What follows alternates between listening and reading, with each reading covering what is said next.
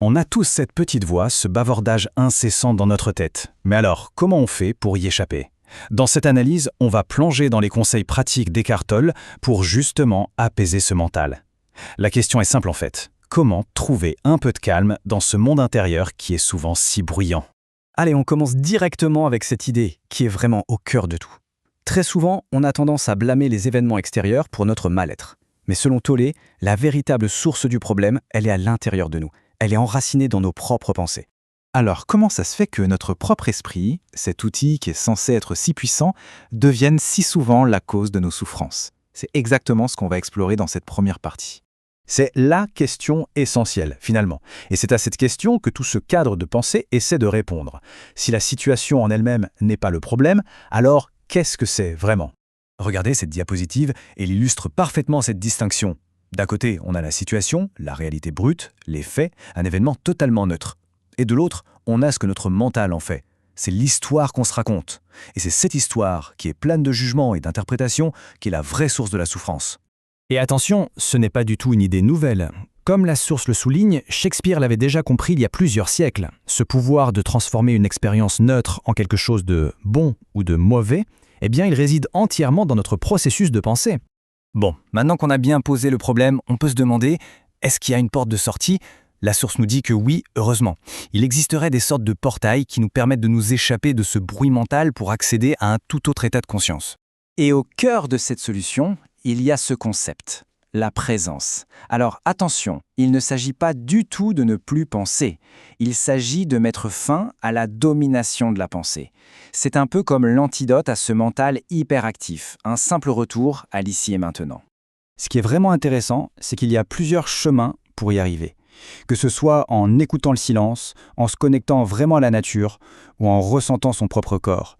L'accès à cet état de présence n'est pas limité à une seule et unique technique. Allez, on va zoomer sur la technique qui est peut-être la plus pratique et la plus accessible de toutes, celle qu'on peut utiliser à n'importe quel moment et n'importe où. Voilà la clé. Le corps, en fait, il agit comme une encre constante et fiable qui nous ramène toujours au moment présent. En portant notre attention dessus, on la retire, presque automatiquement, du flot incessant des pensées. En pratique, le processus est vraiment très simple. Il ne s'agit pas de lutter, mais plutôt de déplacer doucement l'attention. D'abord, on prend la décision de se détourner du bruit dans la tête. Ensuite, on essaie de ressentir concrètement la vie qui nous anime. Ça peut être une chaleur, des picotements dans les mains, juste l'énergie du corps. Et enfin, on essaie de garder un petit fil de notre conscience connecté à cette sensation. Mais attention, cette pratique, ce n'est pas juste un truc à faire en méditation assis sur un coussin. Pas du tout. Son véritable pouvoir, il se révèle quand on arrive à l'intégrer dans nos activités de tous les jours. Un conseil très important de la source, il faut commencer petit. Ça ne sert à rien d'essayer de rester présent au milieu d'une grosse dispute pour commencer. Non, il faut mieux s'entraîner d'abord dans des moments calmes et simples. Tiens, voilà quelques exemples très concrets.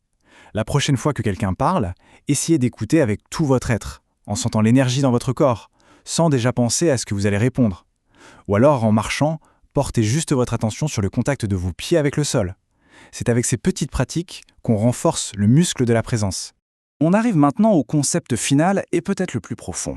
Qu'est-ce que ça veut dire le véritable renoncement? Et qu'est-ce que la vraie liberté selon cette perspective? C'est une question qui est au cœur de nombreuses traditions spirituelles, c'est vrai. Mais la réponse qu'on trouve ici, elle est peut-être un peu surprenante. Cette distinction, elle est absolument essentielle. Souvent, on s'imagine que renoncer, c'est abandonner des choses matérielles. Mais la source nous met en garde. Ça peut juste créer un nouvel ego, un ego spirituel. Le véritable renoncement, il est interne. Il s'agit de lâcher prise non pas sur des objets, mais sur notre addiction à la pensée elle-même. Cette citation, elle est d'une simplicité désarmante, et pourtant elle est d'une puissance incroyable. Il ne parle pas d'une réalisation grandiose ou de pouvoir surnaturel. Non, c'est juste la fin d'une compulsion. C'est une libération de la prison du mental. Et ça, c'est un point absolument crucial à bien comprendre. Le but n'est pas de devenir incapable de réfléchir. La pensée est un outil merveilleux, on en a besoin. Le but, c'est de ne plus être l'esclave de son fonctionnement incessant et automatique. Et on va terminer sur cette question. Si on n'est plus dirigé par chaque pensée qui passe, par chaque jugement, quel espace ça ouvre à l'intérieur?